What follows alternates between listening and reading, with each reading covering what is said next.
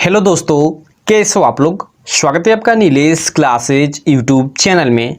दोस्तों इस वीडियो में जो आप लोग का यानी क्लास 12 का फिजिक्स का जो फर्स्ट लेसन है उसका लेक्चर चल रहा था। इस वीडियो में हम लेक्चर नंबर 2 देखेंगे। जी हाँ गाइज, इससे पहले हम लोगों ने इसका जो फर्स्ट लेक्चर है उसे देख लिया है। उसमें काफ़ी सारी चीज़ें हमने डिस्कस की थी। अगर आप अभी तक वो लेक्चर नहीं देखे हैं तो इस वीडियो के डिस्क्रिप्शन में आपको लिंक मिल जाएगा या फिर आप चैनल पर भी जाकर देख सकते हैं। तो गाइज ये हम लोग का फर्स्ट लेसन का सेकेंड लेक्चर है। तो चलिए अब इसको हम स्टार्ट करते हैं। देखिए इसमें पढ़ेंगे हम कूलाम के नियम का सदिश स्वरूप क्या होता है और अध्यारोपण का सिद्धांत। ठीक है, इस अध्यारोपण के सिद्धांत को आपकी एनसीईआरटी युग में क्या किया है कि बहुल आवेशों के बीच बल, ये मतलब एक टॉपिक ये हेडिंग बनाकर दिया हुआ है। तो चलिए शुरू करते हैं। तो देखिए कूलाम के नियम का सदिश स्वरूप बताने से पहले मैं आपको थोड़ी एक चीज़ बता देना चाहता हूँ, जिसमें जो इसकी पिछली वीडियो लेक्चर थी यानी जो फर्स्ट वीडियो लेक्चर था उसमें थोड़ा छूट गया था। परावैद्युतांक काफ़ी आप पूछ देता है एग्जाम में कि परावैद्युतांक क्या होता है, 2 नंबर में या 3 नंबर में या 1 नंबर में भी कभी कभी पूछ देता है कि परावैद्युतांक क्या होता है। परावैद्युतांक की डिफिनीशन पूछ देता है। परावैद्युतांक देखिए मैं लिख रहा हूँ कि परावैद्युतांक क्या होता है। ठीक है दोस्तों, तो देखिए मैं बता रहा हूँ कि परावैद्युतांक क्या होता है। ठीक है, देखिए वही परावैद्युतांक यानी हमने इसको के से डिनोट करते हैं परावैद्युतांक को। ठीक है, तो देखिए किसी भी पदार्थ का जो परावैद्युतांक होता है, ठीक है, उस पदार्थ की वैद्युशीलता, ठीक है, यानी एप्सिलॉन और उस पदार्थ की वैद्युशीलता और निर्वात की वैद्युशीलता जो होती है क्या कहते हैं कि उसके अनुपात को ही हम क्या कहते हैं कि परावैद्युतांक कहते हैं। उस पदार्थ का परावैद्युतांक कहते हैं। ठीक है दोस्तों, तो मान लीजिए कोई भी पदार्थ है तो उस पदार्थ की वैद्युशीलता और निर्वात की वैद्युशीलता के अनुपात को ही हम उस पदार्थ का परावैद्युतांक कहते हैं। तो आई होप आप लोग को परावैद्युतांक का डिफिनीशन अच्छे से क्लियर हो गया होगा। ठीक है, तो चलिए अब इसको मैं साइड में रखता हूँ। एक बार मैं और बता देता हूँ कि मान लीजिए कोई भी माध्यम है, ठीक है, तो उस माध्यम की वैद्युशीलता और निर्वात की वैद्युशीलता के अनुपात को मतलब आप समझ रहे हो, ठीक है, बट्टा, ठीक है, अनुपात को ही हम क्या कहते हैं, उस माध्यम का परावैद्युतांक कहते हैं और इसे के से डिनोट करते हैं। ठीक है, तो चलिए आई होप आप लोगों को परावैद्युतांक अच्छे से क्लियर हो गया होगा। चलिए अब मैं इसको साइड में रखता हूं। अब हम लोग देखते हैं कूलाम के नियम का सदिश स्वरूप। चलिए इसी पे देख लेते हैं कि कूलाम के नियम का सदिश स्वरूप का है क्या है। देखिए इसको आप समझने की कोशिश कीजिए। काफ़ी लोग इसको रटने की कोशिश करते हैं। हाँ, रटना भी कोई दिक्कत नहीं है क्योंकि छोटा सा इसका डिफिनीशन है। ठीक है, लेकिन समझिए थोड़ा कि कूलाम के नियम का सदिश स्वरूप क्या होता है। देखिए मैं आपको एकदम अच्छे से इसको बता रहा हूँ, लेकिन गाइज उससे पहले मैं कहूँगा कि अगर आप अभी तक हमारा नोट्स नहीं लिए हैं तो देखिए मैंने यहाँ परावैद्युतांक की डिफिनीशन केवल इस तरह बता दी, मैंने लिखा नहीं। अगर आप हमारा नोट्स ले लेते हैं तो उसमें काफ़ी अच्छे से सारी चीज़ें लिखी गई हैं। मैं बता दूं आपको कि मात्र 499 रुपये में, जी हाँ गाइज 499 रुपये में आपको 12 के सारे सब्जेक्ट के नोट्स एकदम हैंड रिटेन, जी हाँ गाइज हैंड रिटेन नोट्स हमारे हाथों द्वारा लिखा हुआ आप लोग देख सकते हो। राइटिंग एकदम अच्छी है। ऐसे ही मतलब इससे भी अच्छी राइटिंग में आपको एकदम बेस्ट क्वालिटी में नोट्स मिल जाएगा मात्र 499 रुपये में सभी सब्जेक्ट के लिए।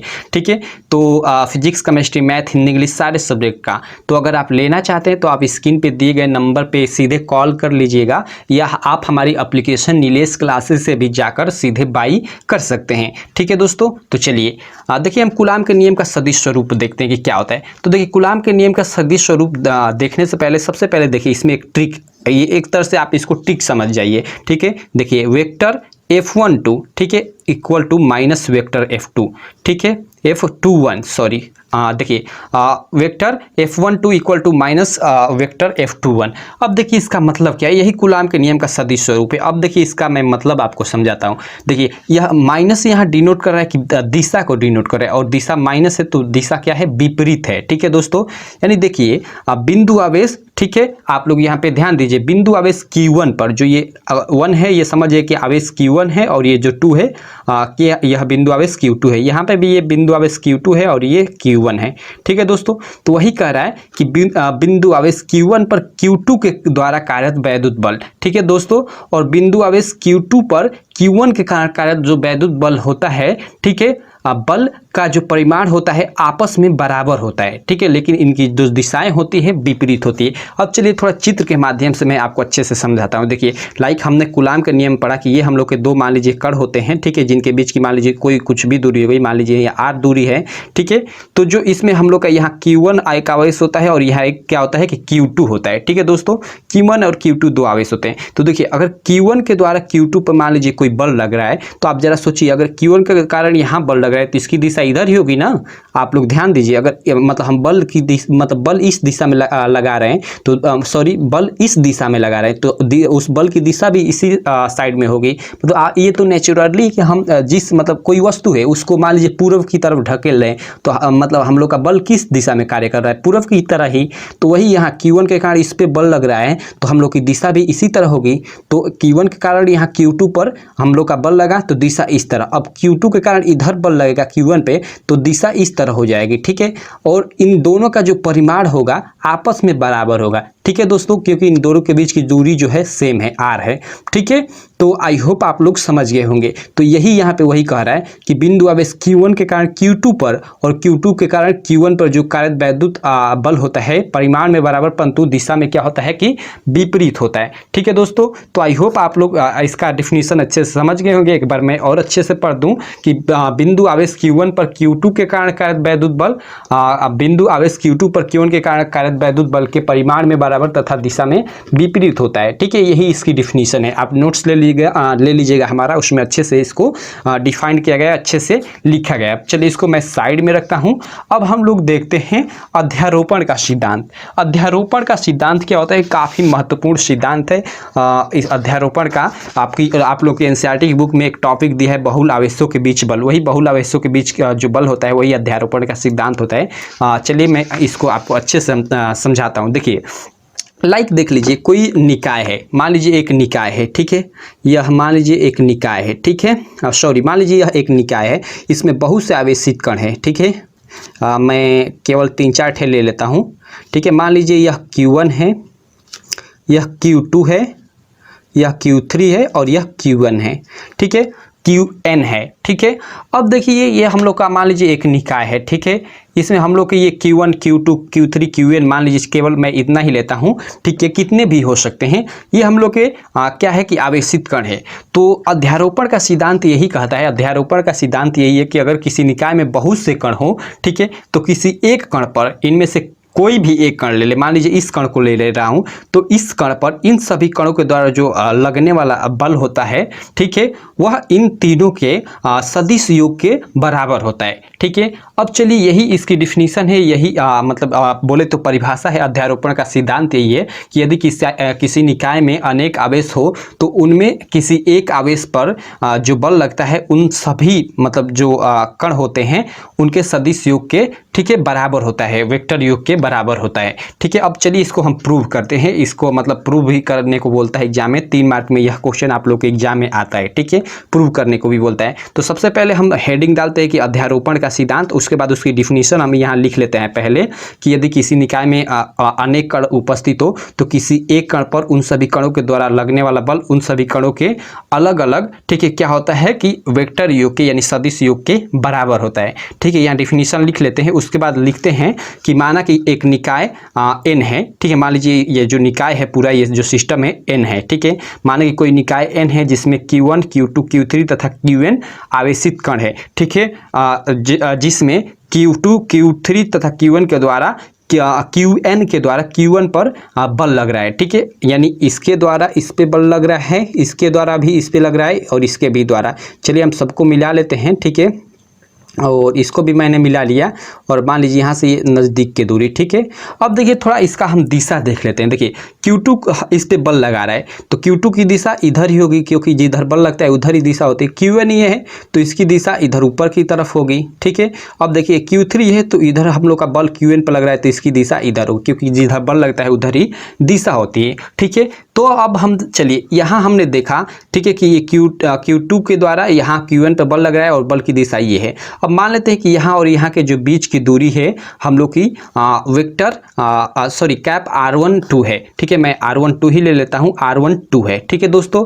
यहाँ से यहाँ की जो बीच की दूरी है, ठीक है, यानी Q1 से Q3 के बीच की दूरी वो R13 है, ठीक है दोस्तों, मैं मान लेता हूँ ये, ठीक है। और मान लीजिए यहाँ Q1 से Qn से Q1 के बीच की जो दूरी है R1n है, ठीक है दोस्तों, R1n है। तो चलिए अब हम इसका कूलाम के नियम के अनुसार इस पर जो लगने वाला बल है Q1 पर, इन सभी के द्वारा अलग अलग ज्ञात करते हैं, ठीक है। तो सबसे पहले हम लोग लिखेंगे कि Q2 के कारण Qn पर कार्यरत वैद्युत बल, ठीक है।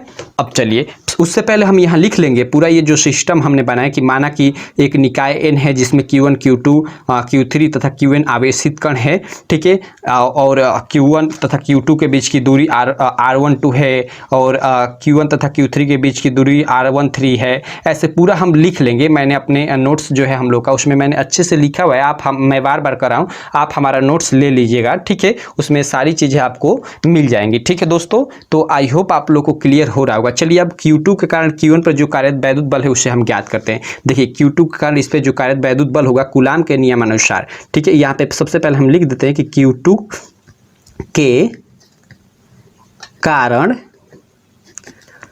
Q1 पर कार्यरत वैद्युत बल, कार्यरत यहाँ पे र रहेगा, उसके बाद त रहेगा, वैद्युत बल, वैद्युत बल, ठीक है। F इक्वल टू जो कार्यरत बल होगा, अब यहाँ वैद्युत बल कहने का मतलब तो वो आकर्षण भी हो सकता है, प्रतिकर्षण भी, ठीक है। तो यहाँ तो चलिए आई होप यहाँ पर आपको क्लियर हो। Q2 के कारण Q1 पर कार्यरत बल, वैद्युत बल लिखे या बल लिखे, बल ही यहाँ पे लिखेंगे तो ज़्यादा बेटर रहेगा, वैद्युत बल छोड़िए, ठीक है। तो Q2 के कारण Q1 पर कार्यरत बल, ठीक है। अब देखिए यहाँ से यहाँ के जो बीच की दूरी है R12 और हमने कूलाम के नियमानुसार क्या फार्मूला पढ़ा है, 1/4πε0 Q1 Q2 बटा R²। हमने देखिए कूलाम का जो फार्मूला होता है, कूलाम के नियम के अनुसार जो बल का फार्मूला होता है, दो आवेशित कणों के बीच की दूरी जब R हो तो उनके बीच लगने वाला जो वैद्युत बल होता है F, वो होता है 1/4πε0, 1/4πε0, ठीक है। इंटू के होता है अगर कोई माध्यम में वो कण उपस्थित हो, लेकिन यहाँ कोई माध्यम में कण उपस्थित नहीं है इसलिए यहाँ के नहीं लगाएंगे,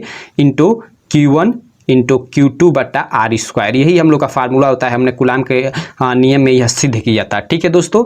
तो चलिए इसी के अनुसार यहाँ हम F का मान निकालते हैं। तो F इक्वल टू हम लोग का क्या हो जाएगा, सबसे पहले तो हम लोग का हो जाएगा 1/4πε0, ठीक है, 1/4πε0, इसको कितने लोग एप्सिलॉन नॉट भी बोलते हैं, इंटू Q1। तो Q1 हम लोग का ये है और ये Q2 है, तो Q1 इंटू Q2 बटा R²। तो R हम लोग के इन दोनों के बीच की दूरी R12 है, तो R हम लिख लेते हैं, वो R12 और स्क्वायर है, यहाँ फार्मूले में R², तो इसका हम स्क्वायर कर देंगे, ठीक है। अब ये हो गया Q2 के कारण Q1 पर कार्यरत वैद्युत बल, ठीक है। मैं बार बार वैद्युत बल बोल रहा हूँ, बल, ठीक है। अब देखिए हम Q3 के कारण Q1 पर जो कार्यरत बल है उसको ज्ञात कर लेते हैं, ठीक है। तो यहाँ फिर हम लिखेंगे एक बार कि Q3 के कारण, ठीक है, Q3 के कारण Q1 पर कार्यरत बल F इक्वल टू, ठीक है। चलिए मैं इधर उधर राइटिंग में लिख दे रहा हूँ, केवल आपको समझाने का मेरा मकसद है, ठीक है। तो F इक्वल टू फिर यहाँ पे सेम उसी तरह हो जाएगा 1/4πε0 इंटू Q1 इंटू Q2 की जगह हम लोग का यहाँ पे Q3 है, क्योंकि हम इसके और इसके बीच की देख रहे हैं, तो यहाँ पे इंटू Q3 हो जाएगा और बटा चूँकि हम लोग का फार्मूला होता है Q1 Q2, लेकिन यहाँ Q2 का मान Q3 है, इसलिए हम Q3 रख रहे हैं। आई होप आप लोग समझ रहे होंगे। देखिए जैसे मतलब दो बिंदु आवेशों के बीच की दूरी यहाँ पे क्या है, R13 है और जो हम लोग के आवेश है Q1 Q3 है, तो इसलिए हम लोग का फार्मूला होता है 1/4πε0 into Q1 Q2। Q1 Q2 कहने का मतलब जो आवेश हो उनके मान, तो यहाँ आवेश का एक का मान Q1 है और एक ये जो आवेश है Q2, इसका मान Q3 है, तो यहाँ पे वही हमने Q3 रखा, आपको कन्फ्यूजन नहीं होनी चाहिए, ठीक है दोस्तों। तो देखिए Q1 इंटू Q3 और इनके बीच की जो दूरी है आप लोग देख सकते हो स्क्रीन पे, जो इनके बीच की दूरी है यहाँ आप लोग चित्र में देख सकते हो, इनके जो बीच की दूरी है R13 है, तो यहाँ पर हम R13 रख देंगे, ठीक है दोस्तों, R13। और देखिए ये सबसे हम सब में इसमें वेक्टर लगाते आएंगे, ठीक है, क्योंकि इसमें एक दिशा भी निश्चित दिशा है, ये वेक्टर दिशा को ही डिनोट कर रहा है, ठीक है। तो इसलिए हम यहाँ वेक्टर F लगाते आएंगे, ठीक है। अब चलिए वो ये 1/4πε0 इंटू Q1 Q3 बटा R13 का स्क्वायर यहाँ पे भी हो जाएगा, क्योंकि R का स्क्वायर होता है, ठीक है, फार्मूला में हम लोग का। अब चलिए हम Q1 के कारण Q1 पर कार्यरत वैद्युत बल हम ज्ञात करें। जैसे ही हम लोग का ये Q1 है, इसके कारण Q1 पे कार्यरत वैद्युत बल ज्ञात कर लेंगे और इनके बीच की दूरी R1n है। तो चलिए अब यहाँ पे हम सेम उसी तरह लिख लेंगे कि क्यू एन के द्वारा या क्यू एन के कारण Q1 पर कार्यरत बल, Q1 पर कार्यरत बल vector F equal to, sorry मैं बार बार यहाँ F लिख रहा हूँ। देखिए यहाँ मैं थोड़ा इसको चेंज करना चाहूँगा।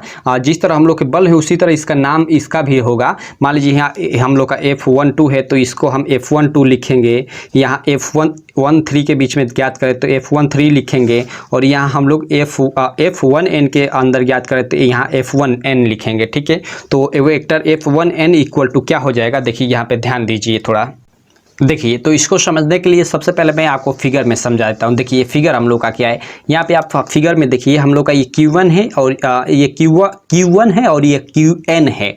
ठीक है, यानी दो आवेश है और एक दूसरे से R1n दूरी पे स्थित है। तो कूलाम के नियम अनुसार 1/4πε0 Q1 × Q2 बटा R² हो जाएगा। ठीक है, तो चलिए इसी जो ये कन्फिग्रेशन है इन्हीं को हम रखकर कूलाम के नियम अनुसार यहाँ हम बल का मान ज्ञात कर लेते हैं। तो वेक्टर F1n इक्वल टू, देखिए वेक्टर F1n लिखने का मतलब, वेक्टर लिखने का मतलब दिशा को डिनोट कर रहा है, और 1n लिखने का मतलब कि हमें जो हम बल ज्ञात करें इनके और इनके बीच में ज्ञात करें 1n के बीच में। ठीक है, तो वही यहाँ लिखने का मतलब F1n लिखने का मतलब वही है। ठीक है, तो वेक्टर F1n इक्वल टू क्या हो जाएगा, फिर हो जाएगा 1/4πε0 इंटू Q1 और इंटू Q2, और Q2 की जगह हम लोग का Qn है। ठीक है, क्योंकि यहाँ हम लोग का Q2 की जगह क्या है, Qn है, तो इसलिए हम यहाँ Qn रखेंगे। ठीक है दोस्तों, बटा R² रखेंगे। ये तो हम लोग का फार्मूला होता है, लेकिन R हम लोग का वास्तविक मान क्या है, यहाँ पे आप लोग देख सकते हो R इनके बीच की जो दूरी है R1n है।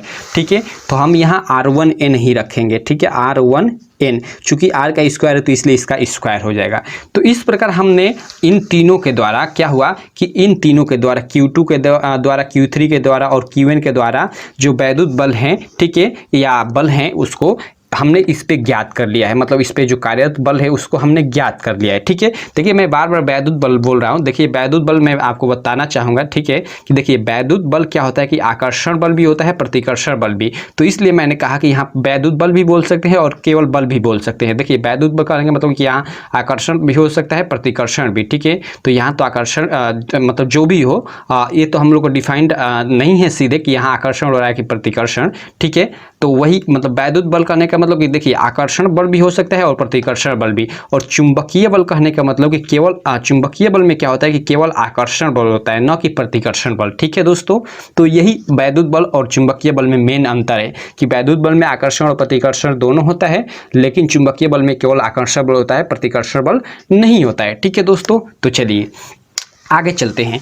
आगे हम लोग का हमने तीनों के द्वारा जो कार्यरत Qn पे वैद्युत बल है उन्हें ज्ञात कर लिया है। ठीक है, अब देखिए अब इन क्या होगा कि हमने अध्यारोपण के सिद्धांत के अनुसार पढ़ा कि किसी निकाय में अनेक आवेशित कण हैं, तो किसी एक कण पर उन सभी कणों के द्वारा जो लगने वाला बल है वो क्या होता है कि इनके वेक्टर योग के बराबर होता है। तो हम यहाँ कह सकते हैं कि अध्यारोपण के सिद्धांतानुसार, ठीक है, या अध्यारोपण के सिद्धांत के अनुसार, ठीक है, अध्यारोपण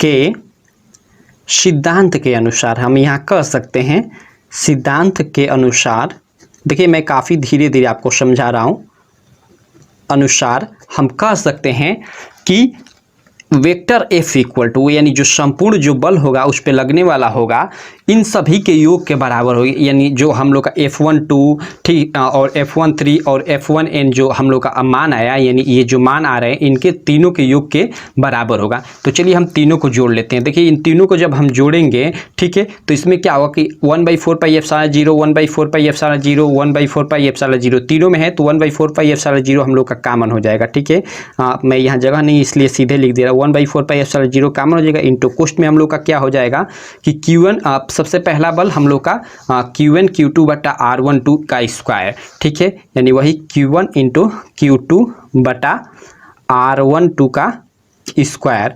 ठीक है, प्लस, ठीक है, ये जुड़ते जाएंगे, प्लस चलिए इससे दूसरे में आ जाएंगे तो ये Q1 Q3 बटा R13 का स्क्वायर। देखिए मैंने यहाँ प्लस कर दिया, मतलब ये अब इधर वाले जुड़ जाएगा और ये कॉमन हो गया। कॉमन होने का मतलब कि ये तीनों में है, ठीक है। इसको हम अगर सीधा सीधी अगर लिखे, चलिए मैं सीधा सीधी लिख देता हूँ, नहीं तो आपको शायद दिक्कत हो सकती है पहली बार आपको समझने में। तो देखिए अध्यारोपण के सिद्धांत के अनुसार वेक्टर F इक्वल टू, यहाँ हम सीधे लिख देंगे कि वेक्टर F यानी जो संपूर्ण बल जो लग रहा है हम लोग का Q1 पर, ठीक है, वो कि कितना होगा, ठीक है। तो वो होगा 1/4 pi epsilon 0 into Q1 Q2 बटा R12 स्क्वायर, ठीक है। यानी जो हम लोग का पहला बल हो गया ये हम लोग का वेक्टर F12 हो गया, ये पहला बल हो गया, ये प्लस इसके यानी तीनों के योग के बराबर होगा। तो हम लोग का ये पहला हो गया प्लस, अब दूसरा लिखेंगे। दूसरा हम लोग का क्या है, F13